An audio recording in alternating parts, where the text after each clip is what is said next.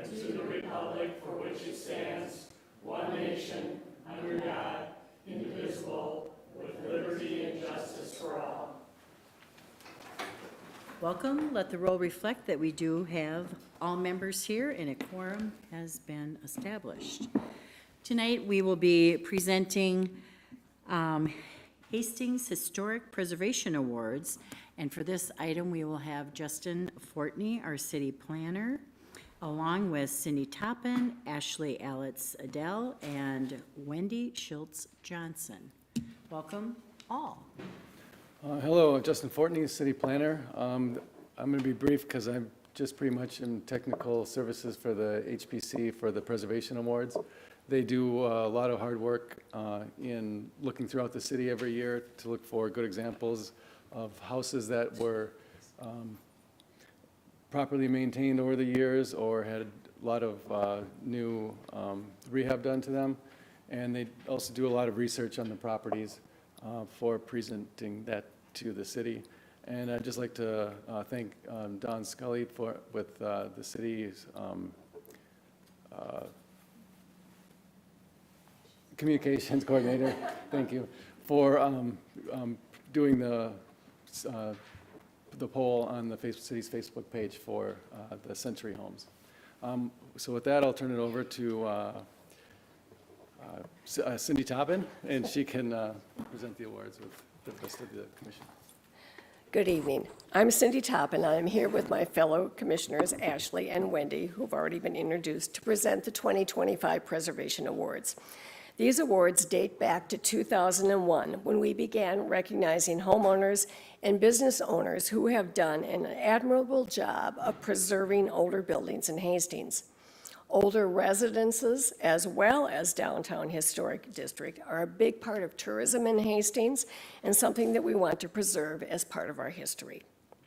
So I'll begin with the awards, and the first house is 410 Forest Street, and current owners are here. They'll be coming up in a minute, Nick and Julie Langley. So the house at 410 Forest Street was built in 1910 on land initially owned by Henry Sibley, Alexis Bailey, Henry Baling, and Alexander Faribault. These four owned the original core of Hastings. The house today is twice as big as the original house.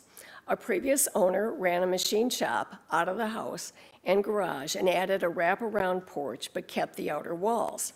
There are large porches in front and in back. The house has 4 bedrooms and original leaded glass windows. The original wood inside was rough sawn Douglas fir. A unique point of interest about this house is that it used to have an elevator. A previous owner, Dave Bolkin, liked to fix classic cars. He would drive them into the elevator, lower it to the basement to work on over the winter. The current owners, the Langleys, have continued preserving the house while updating the inside to fit the needs of a large family. So, Nick and Julie, if you want to come up.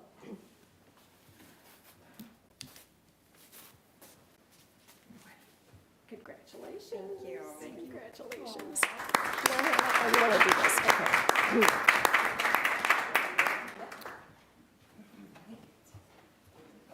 Hello there, I'm Wendy Schultz Johnson, and the next building is 313 Ramsey Street. Current owners are Kim and Lori Dong.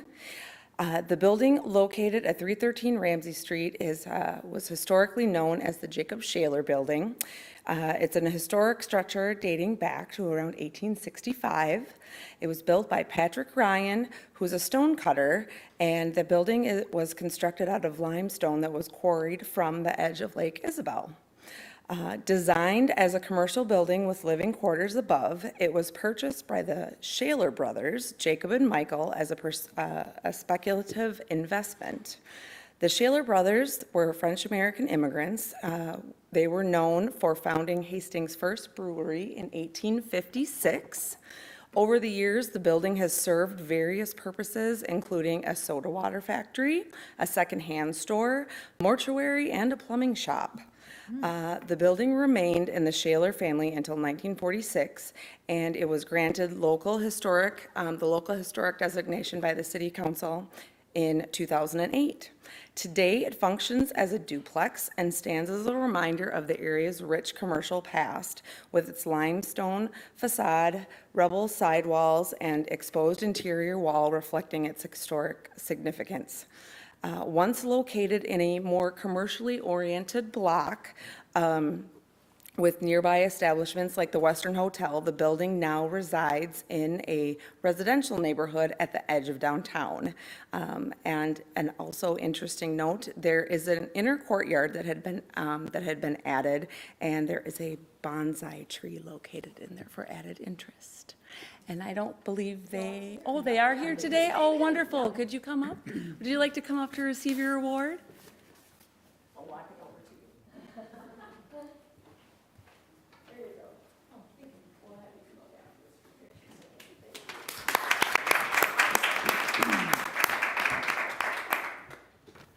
I'm Ashley, one of the commissioners for the HPC committee. And the next property for the stewardship awards is 107 Sibley Street, owned by Rachel and Andrew Valeris. The Sloniger Hoff House, currently located at 1007 Sibley Street, is likely the finest example of Victorian Queen Anne architecture in Hastings. Some elements of the architecture borrow from classical revival as well.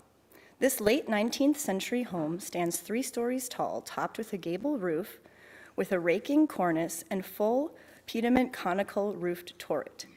The home sports a clapboard exterior, a large wraparound porch, a third floor porch, a large chimney, double hung windows, many stained glass windows, 3 full bay windows, and a 20th century cement block foundation. The garage was added in 1970. The interior boasts 18 rooms. The first floor features a large octagonal room, 5 adjacent rooms separated by latticework and sliding doors, an open staircase, wood paneling halfway up the walls, murals, open beamwork, and a large fireplace. There are 11 stained glass windows that are currently being re-leaded, including one in the linen closet.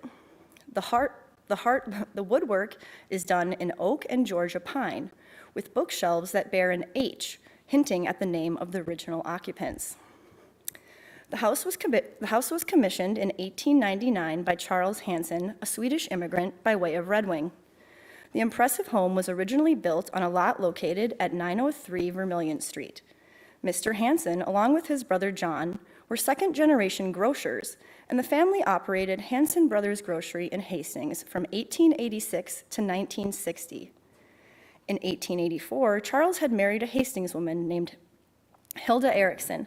Her father is credited with the masonry and foundation work that was done at the original location on Vermilion Street. Hilda died in 1923 and Charles in 1935. 2 of the 8 children, daughters Florence Hansen Sloniger and Elma Hansen Harf, lived there with their respective husbands, Leslie and Arthur. Mr. Sloniger had served as a Hastings School District Superintendent, and Arthur and Mr. Harf a school board member. Both sisters had their wedding ceremonies in front of the fireplace on the first floor. The sisters and their families rented the rooms to school teachers until 1966, when they sold the house to the school district to make room for a parking lot when they sold the house to the school district to make room for a parking lot for the school located across Vermilion Street. In the same year, Earl Grouse appears to have been the legal owner and sold the house to a Hastings teacher, Robert Scharf, who is credited with moving the house to its current location, 1007 Sibley Street. An anecdote shared by the owner is that when the house was moved, a full glass of water was in the sink. Supposedly, the glass did not spill during the move. In 1967, Grouse sold the house on its new lot to Art and Edna Siebenoller. The Siebenollers are credited with having done well to maintain the originality of the home. The house was made into apartments sometime prior to 1993 and is currently owned by Rachel by Andrew and Rachel Valeris, who are working hard to restore the house and repair damage. They are unable to attend tonight as they are active military duty, but their longtime housekeeper, Teresa Gown, is here tonight to accept the award.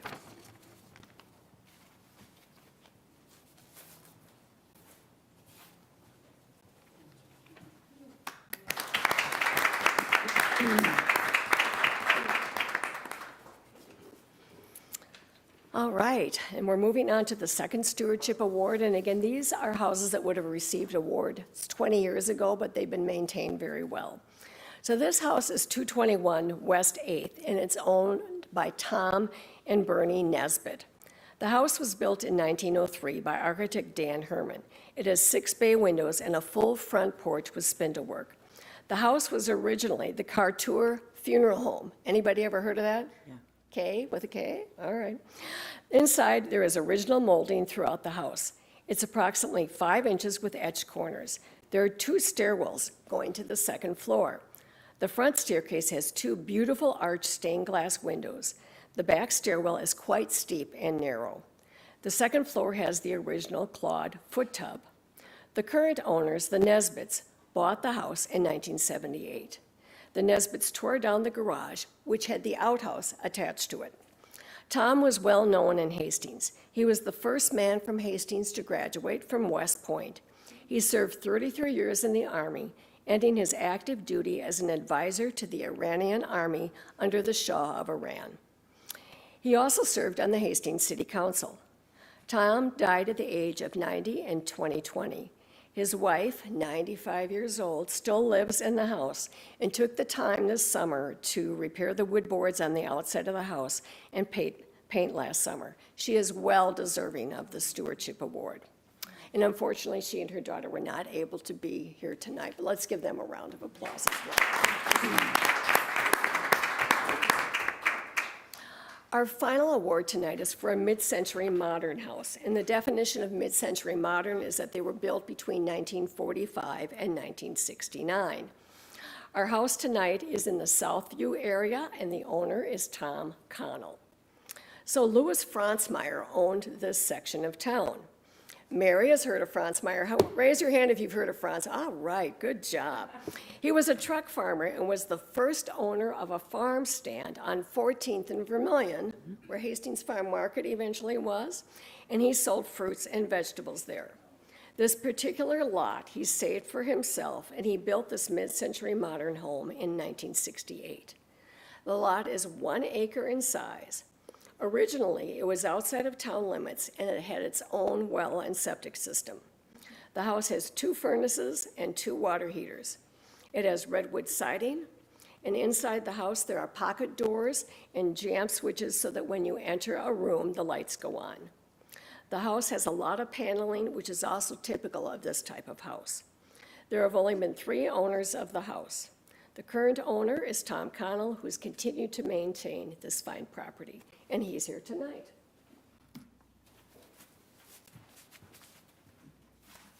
Help if I get Tim Connell, but that's okay. Tim, did I call you Tom? Oh, geez, I got it right. The plaque is right. Our final award tonight is for the Facebook contest. So we have a Facebook contest for homes turning 100. So we thank Dawn Skelly and Justin Fortney for helping to promote our contest. We're starting to have more houses that are turning 100. So this year we actually had 10. So the votes were really split. The winner of the contest this year is 515 Spring Street. That is not it. I'm just going to go through them all. Oh, you're going to go through them all. Okay, so why don't you? There we go. Happy birthday, yes.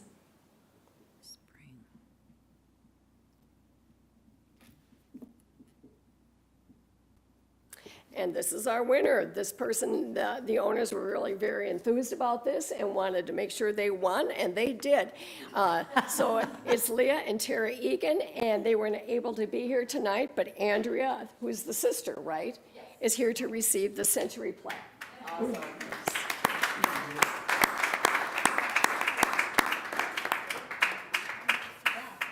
Congratulations. Thank you. We're very competitive families. Great. The runners-up, the other 9, are eligible to purchase a Century plaque for half price.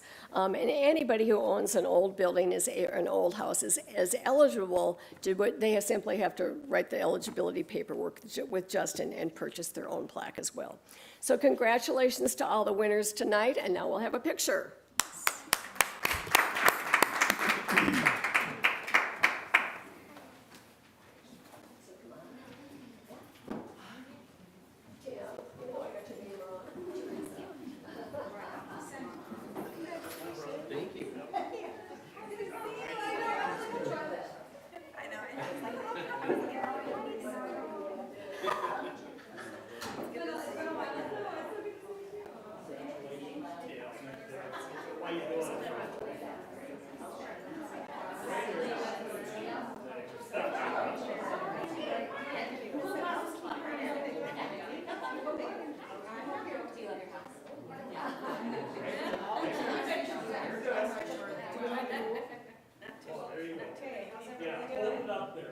Okay, here we go. 3, 2, 1. One more. 3, 2, 1. Nice. Thank you.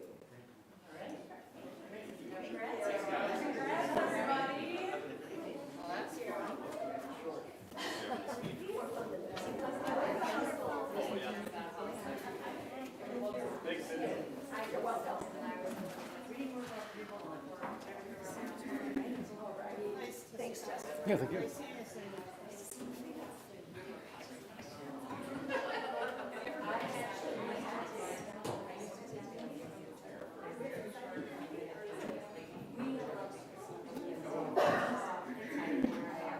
I lived in that kind of house. Me and my 3 wild girlfriends. It was a fun place. Cindy, will you do the little introduction and tell some stories? Yeah. It was fun. It was good. Okay.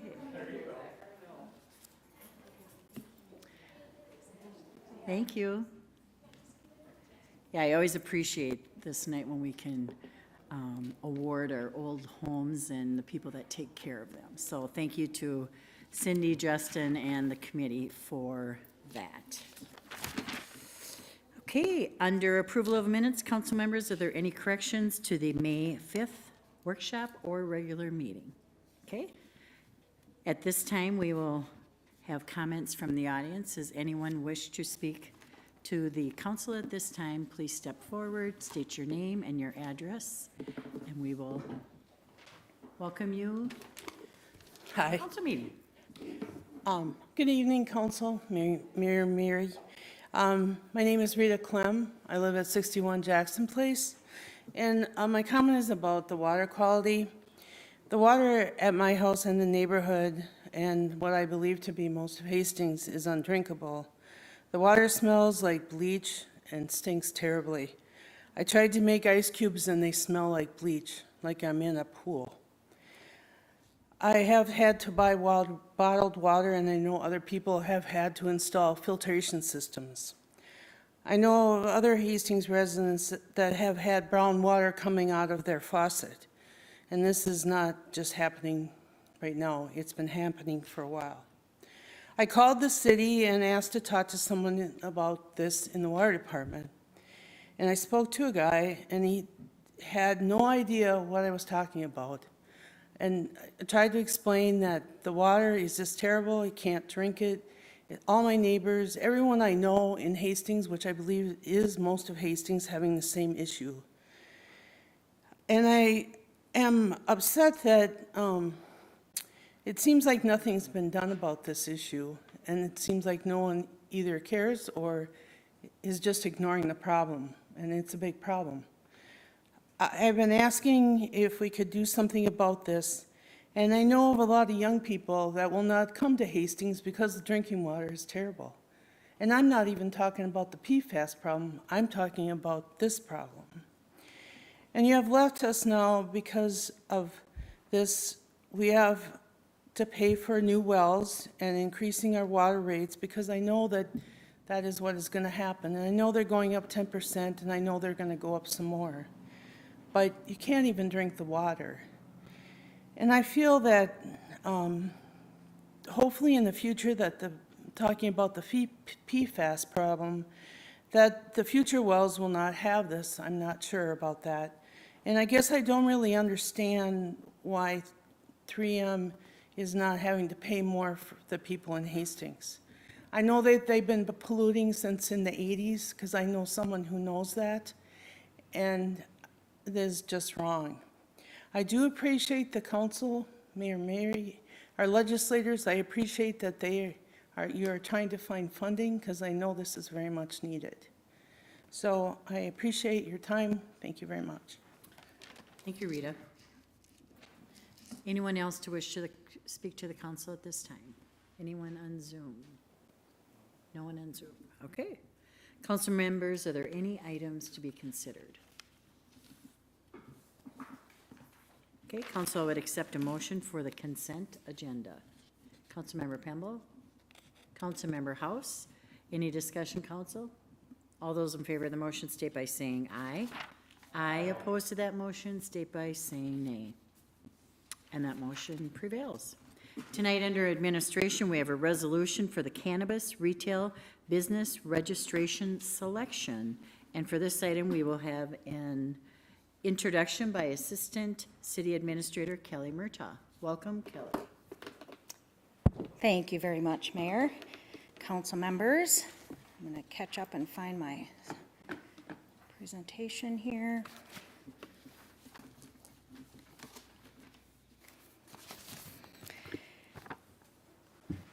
Good evening. As the mayor said, we're here to chat a little bit about the selection process for cannabis retail businesses within the city.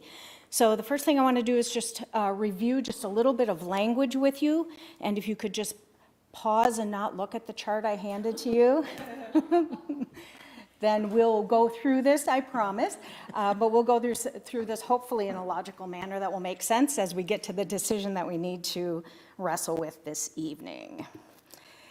So just to remind you, in Chapter 117, which is our cannabis ordinance for registration of cannabis businesses, the zoning we dealt with at the last meeting, just a couple of quick notes.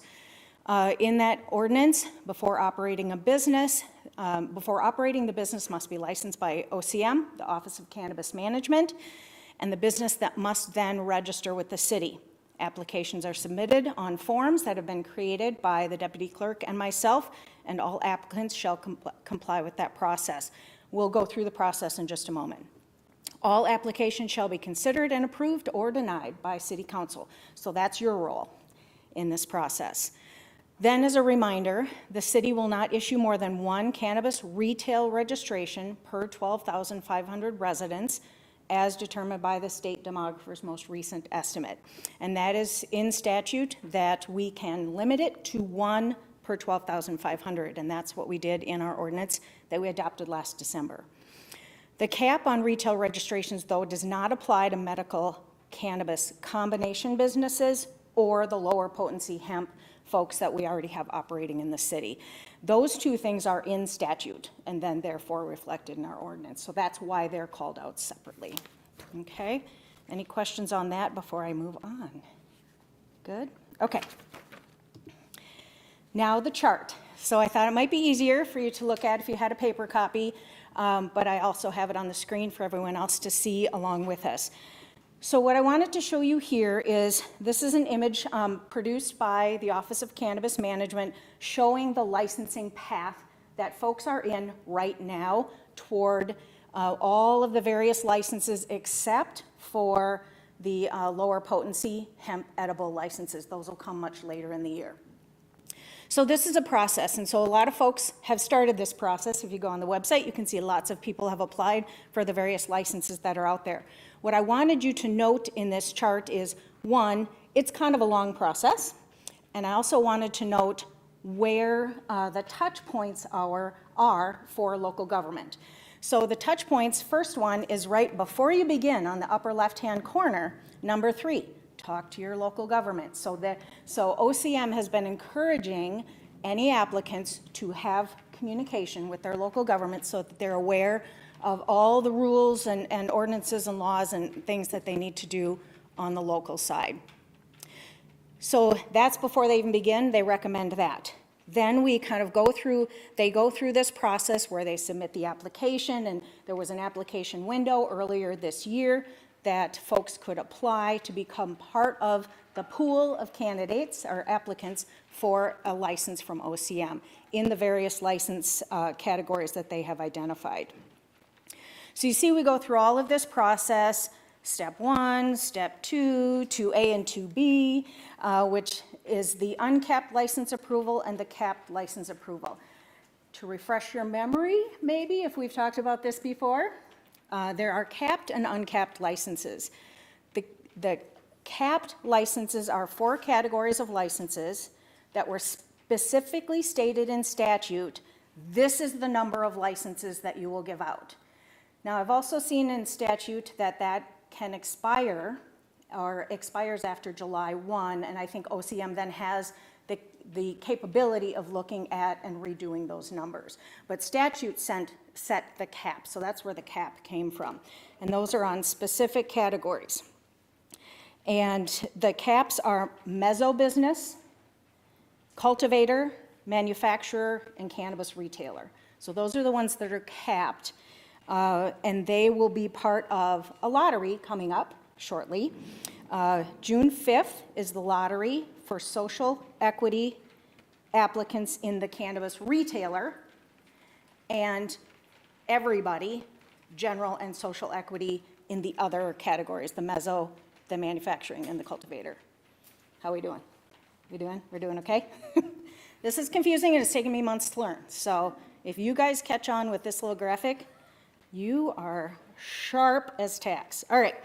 All the other licenses, so there was that huge list of licenses created by statute. Those are all uncapped or unlimited licenses and can be, so it's like the low potency hemp edibles, as well as transporter and some of the other micro businesses. Some of those are all uncapped. Okay, let's see here. They're going through the process of reviewing applications right now. Many are in various stages of pre-approval and preliminary approval.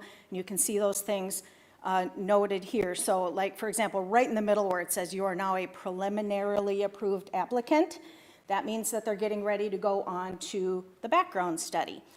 And you can track progress right on OCM's website for all the licenses. So it's a very fascinating thing if you're interested in that. And then, so as they continue to go through the process, you'll see after step 3, there's another red circle, secure your business location, and it says again, communicate with your local government. And then they submit final documents, and then OCM, this is the first time OCM connects with the city, they will send us communication saying, hey, this person has applied for a license in this area. Do they meet zoning? And we have 30 days to respond, yes or no. We'll respond faster than that, but we have 30 days to do that. And so that's the first touch point with us, and then we have to respond. And so those are the touch points. And then from there on, there are no more touch points with the city till the very end, when the license is awarded to the licensee. If they are in a retail business, then they have to reach out to us for registration. So that's kind of the whole process. There's a lot of little things that go along in there, but that's the process. I will pause for any questions at this point. Thanks, Kelly. So much information for you, for all of us. So we appreciate all the time that your staff is putting into it, and we appreciate the patience that our community has as well. So Yes. that's what I felt. Thanks, Jenna. Thank you, Kelly. We're all learning so much, aren't we? So Every day. Every single day. So in regards to the capped licensing with that lottery piece, so our example, let's say we'd only had one apply. Let's just say that for argument's sake. Is that one person that applied going to be in the lottery? Because I'm looking at it going, there's only so many in the state. Is that what the deal is? Is that why there's this lottery they're talking about? Okay, so hypothetically, we've got 2 businesses that have applied with the state. We know that to be true, that we know for sure. Correct. Only one of them would be required to go through the lottery. One of them was a micro business and one was a cannabis retailer. Only the cannabis retailer would be part of the lottery, because that is capped. Micro businesses are not capped. So right now, am I misunderstanding our last meeting? That do we not have 2 cannabis retailers that have applied? We have 2 small R retailers that have applied for special use permits, and they were granted special use permits. There's no difference in the special use permit for those 2 businesses for retail operations. So the special use permit looks the same. But we had 2 applicants. One was a micro business and one was a cannabis capital R retailer. They're micro. And that just gives them different capabilities in the license definition. There are different fees for the licenses. But I can tell you want to ask more questions. Gosh, you're so good at this. I know, I can just read you like a book. So a micro business, lower potency edibles. No, no, No. no. All the ones that, Stop. micro business is regular potency cannabis. Okay, regular Just potency like cannabis. mezzo, cultivator, medical combo, but they can also sell low potency if they receive a license and a registration from the city. So under the circumstances that we have right now, the downtown location, the Vermillion Street location, those 2 businesses have both got the necessary zoning approval from the city of Hastings. Correct. They have both gone on to the state of Minnesota. Correct. Are you saying they both would not be required to be in the lottery? Correct. The lottery is only for capped businesses. Okay, Micro businesses are not capped. So they are not going to be part of the lottery. So once they have gone through the background check, then the state will say, hey, City of Hastings, do they meet zoning? And we'll say, yes, no, otherwise. And then they continue on in their process. The retail business that is part of the lottery has to be drawn in this first round to continue any of those other steps. If they are drawn, then they go through the same steps.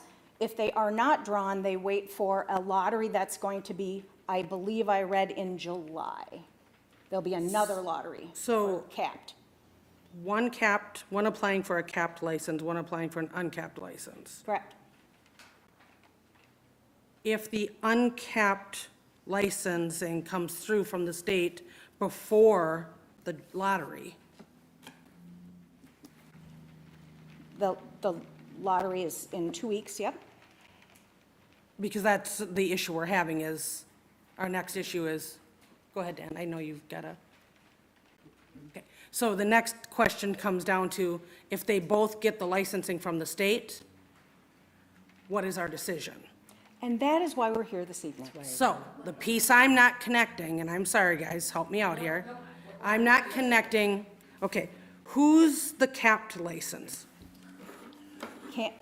Cannabis retailer,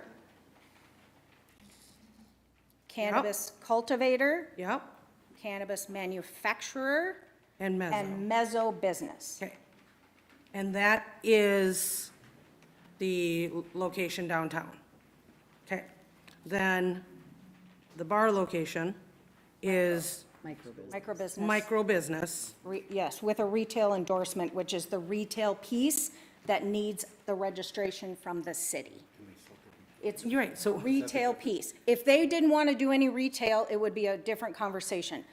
They want to do retail, they'll get the retail endorsement, which means they have to come through our process to get registered with the city because it's I'm sorry, aren't they retail. both going to be retailers? Yes. Can I jump in? Different Please. categories. I don't get how they're different. Are they selling different things? No? But Dan, Okay, thanks, Dan. Following statute, there are several different types of licenses, and the two we care about for this conversation is microbusiness and retailer.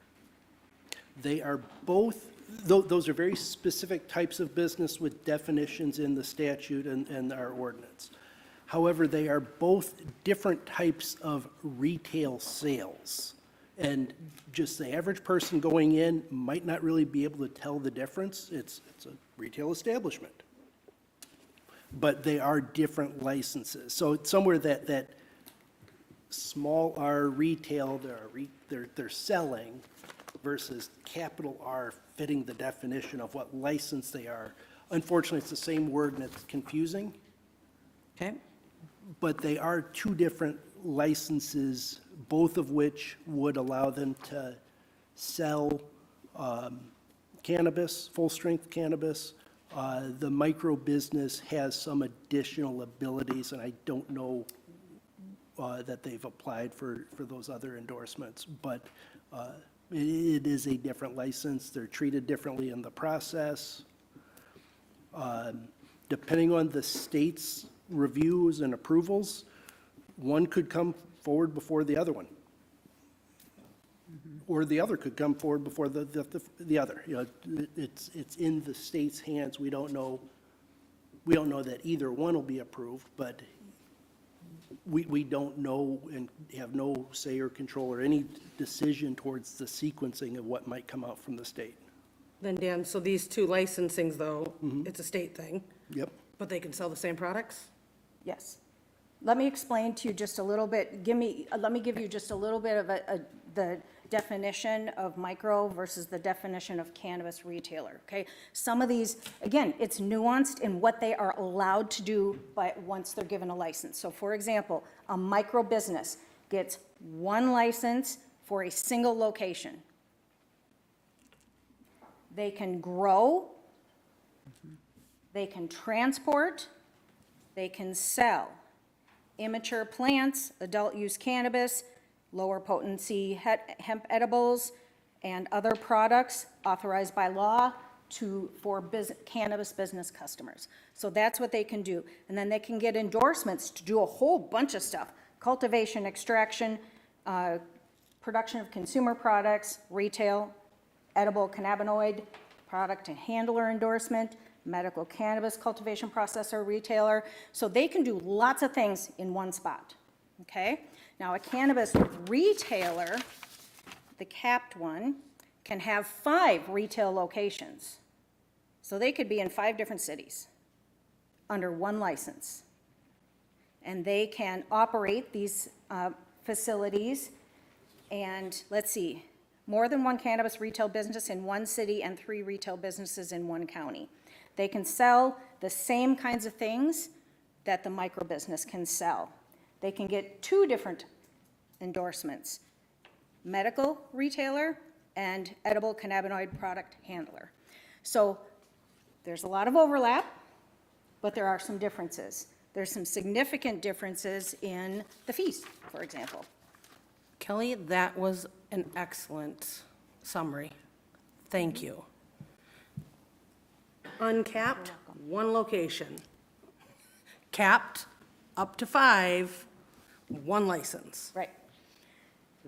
Be like a McDonald's with weed.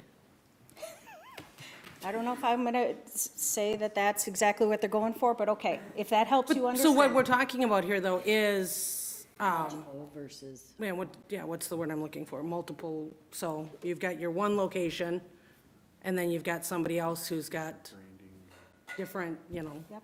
different shops in different cities. Kelly, you are awesome. Thank you so much. Greta, was Very that what you welcome. were gonna I'm say? glad you understood. Again, this has been iterations over months. I know that there's at least 1 or 2 people in this room who could verify that we're learning as we go. So I want to quickly echo the mayor's sentiment in that we are learning as we go, and we are grateful for everyone's patience in this process. We hope to not make any mistakes, but we're learning as we go. And it's a very, very complex licensing topic, and we only get the registration part of it. I am appreciative that we don't have to do the super complicated stuff, but at the same time, it's still complicated for us. So we will learn this together. Okay, so I'm ready to move on from this if you all are, unless you have more questions on this chart and kind of the process. Good? Can I ask one quick question? Councilmember Verichov. Thank you, Mayor. I think I know the answer to this, Kelly, bear with me. But the part that's kind of tripping me up is that if only one of these actually needs to be admitted to the lottery, right? That seems counterintuitive. But that's because a different city could have 10 that were going through a lottery. It just happens to be that it's only one in Hastings, so I can't think of it that way, right? It doesn't seem. It's only, Do you see what I'm saying? It I doesn't- do, and It seems silly for one to go through a lottery, but it's a state thing. it's Yeah. only one that has made themselves aware to us, Okay. made us aware of them by Okay. applying for a special use permit.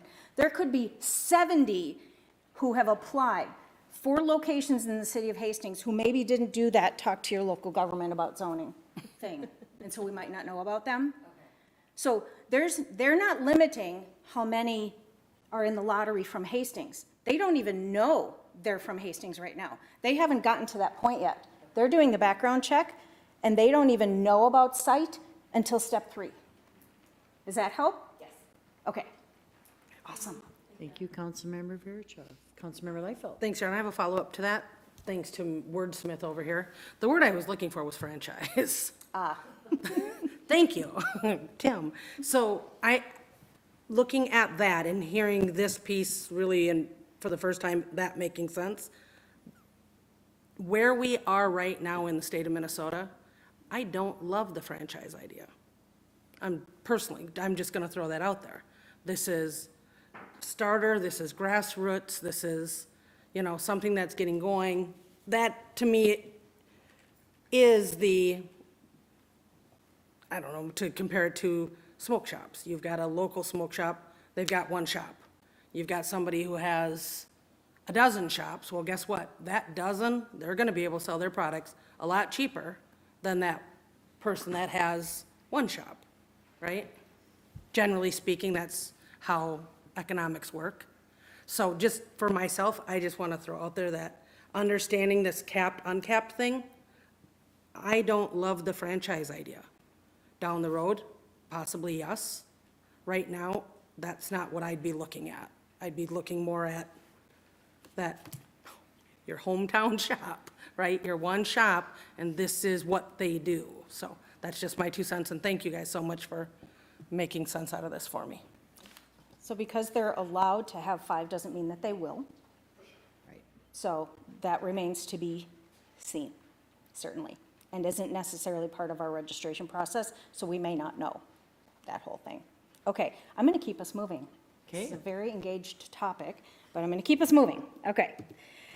So the registration approval process. So at the beginning, I said I will review the registration approval process that we agreed to in ordinance last December. So and this is a key phrase here. The city council must take action on each new, we don't have a renewal right now, but each new application within a reasonable time frame following receipt of the recommendation from city staff regarding the application. I'll explain that in a moment. At the city council meeting at which the application is considered, the registration will be approved by city council if they're in compliance with the chapter and all zoning, paid the registration fee, current on all property taxes and assessments, has a state license, and is current on payment of all other city fees. We're also requiring that they give us a certificate of insurance like we do for every single license in town. So those things all need to be part of this process. So we've created an application form, and on the application form is just a simple date and time next to each thing that has to be checked or done. And some of the things are submitted by the applicant, like the application form, certificate of insurance, a copy of the driver's license, so we have accurate spelling of the name, and fees. And then the rest is on us. We check to make sure. Are they current on all their property taxes and assessments? Do they issue anything, or do they have any outstanding fees or anything? And do they have a license with the state of Minnesota? So once all of that is done, then we will date and time stamp the form in the upper right-hand corner saying, ready to go to council. Okay? That's the plan at this point. So the decision before you and our recommendation is that exactly what we do. They come in, we process them. If they're complete, we note time and date stamp. If the next council meeting isn't for a week and a half yet, that will be the first one you see. If another one comes in at the next day after that one, they'll go through the process, we'll date and time stamp that one. And so they'll come in first completing our process here. And then we would make recommendations in that order based on that date and time stamp. So that's our recommendation for how we move forward. If we get simultaneous applications for registration and they move right along with each other and that date and time stamp is the same, then we propose that we do a random drawing of those applicants for approval. Simply to be fair. We believe that that would be fair. Yes. So, Councilmember other Bergeron. questions or comments? Councilmember Bergeron. Thank you, Mayor. Thank you, Kelly. This is really helpful. I don't necessarily disagree with any of this, not that you're looking for a personal opinion on this, but just so that I can get clarity. I love to hear, I kind of nerd out about stuff like this, so when you came up with when staff came up with these recommendations to council, are these based on what have worked well in other states? Are these based on what cities of similar sizes and are doing? Do you know what I'm saying? Yep. Were these just things that that city staff is recommending particularly for this community? Or is there some kind of precedent or research or data that shows that this is probably the easiest and, to use the mayor's word, most fair way to go about this? Does that make sense? That's a fair question. Okay. And we did not study other states. We did not study other cities on how they're doing it. I know some folks are looking at a very complicated scoring process, and we aren't interested in that. I think if we were a city of a different size or had other things happening, maybe I would look at something complicated. I don't want anything complicated. This whole thing is complicated enough that I don't want to add to it. When this was being drafted last year, we had a conversation with our city attorney at the time talking about this, and our conversation at that time, casual conversation, was first come, first serve. If you can get through the process, let's go. That's fine, let's go. And then we can move on from there. And so we feel like this is the most appropriate path for the city and the staffing levels that we have and the complexity of the process itself, not wanting to add to it. Completely understand and respect that. Thank you. Thank you, Councilmember Bergeron. Councilmember Beck. Just a quick clarifying question. How many is it just one staff member looking at these applications at a time? I'm just confused on the time and date. Like, if you just give me a stack of applications, obviously the first one I look at is going to be the first one that gets sent to us first. So how we're going to handle that Yeah. is we're going to handle it much like we do elections.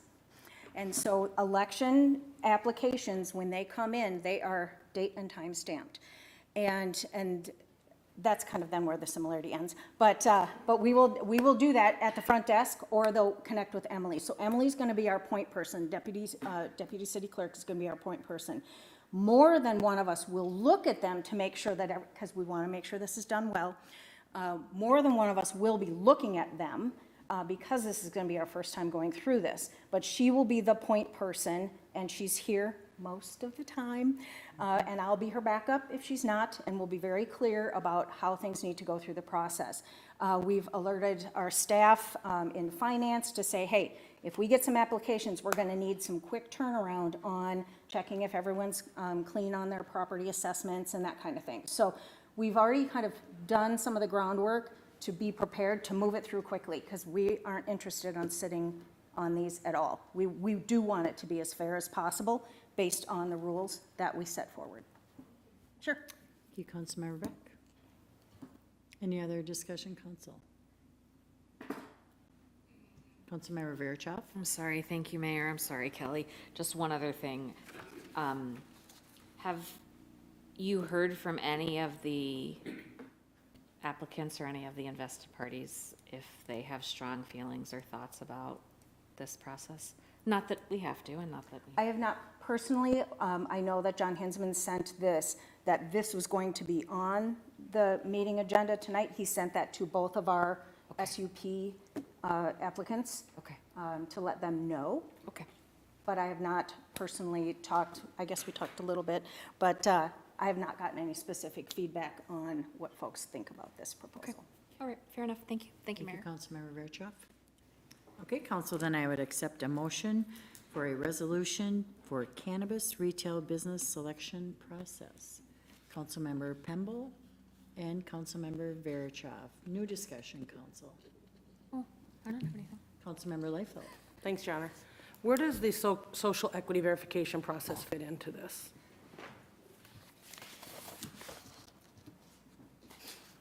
So as I understand it at this point, for the uncapped licenses, and Greta, if I go down a bad path, kick me back into play. For the uncapped licenses, they're going through the approval processes, they're checking their forms, they're doing their backgrounds, and they're just continuing on right along. And I believe that those are being touched before the general, but I don't know that there's a separation of them necessarily. But the ones I've seen, if you look on OCM's website, you can see that a lot of the social equity applicants for the uncapped licenses have moved to the next stage, many of them, whereas some of the general license applicants have not moved, say, to the preliminarily approved stage. For the capped licenses, the June 5th lottery for cannabis retail is only social equity applicants. For the other 3 capped licenses, it's the general and the social equity, because the numbers I think are a lot lower for those licenses, whereas for the cannabis retail, there's thousands of them. So they are they're starting with social equity, and then those who are not selected in social equity will move on with the general in July for the next one. That help? Thank you again, absolutely. Thanks. And verification on the second for Councilmember Verchoff, did you second it? I saw your light on, that's why it was a safe assumption. I am so sorry. That was an error, but I'm very happy to second it. I don't. Okay, thank you. So there is a first and second. No other discussion. All those in favor of the motion state by saying aye. Aye. Opposed to that motion state by saying nay. And that motion prevails. Kelly, once again, thank you, and thank you for your continued efforts to keep us educated and things moving forward. Council reports, anything from council for any announcements of any sort? Okay, I do have a few. This week is National EMS Week and National Public Works Week. Please join me in a great and heartfelt thank you to the employees in these departments for their service for our community. And we'll clap. City offices will be closed Monday, May 26th in observance of Memorial Day. Memorial Day events, 11 a.m. at Rotary Pavilion, Levy Park, hosted by VFW Post 1210. Councilmember Lawrence, happy birthday next week. On Tuesday, June 3rd, join in for the summer kickoff of our 2025 Levy Park events. Live reggae music, food trucks, inflatables, foam party, crazy hair, caricature artists, airbrush tattoos, henna artists, face painting, and more. All ages are welcome, and this event is free. Tuesday, May 20th, 7 p.m. Heritage Preservation Commission meeting. Wednesday, May 21st, the Parks and Rec Commission meeting has been canceled. Tuesday, May 27th, 7 p.m. Planning Commission, and the Utilities Committee meeting for Tuesday, May 27th has been canceled. Monday, June 2nd, 5:30. Council, we do have a workshop. It is the start of our 2026 budget. And 7 p.m. City Council regular meeting. With that, I would ask for a motion for adjournment. Councilmember Liefeld and Councilmember Pemble, no discussion. All those in favor of the motion state by saying aye. Aye. Aye, opposed to that motion, state by saying nay. And we are adjourned.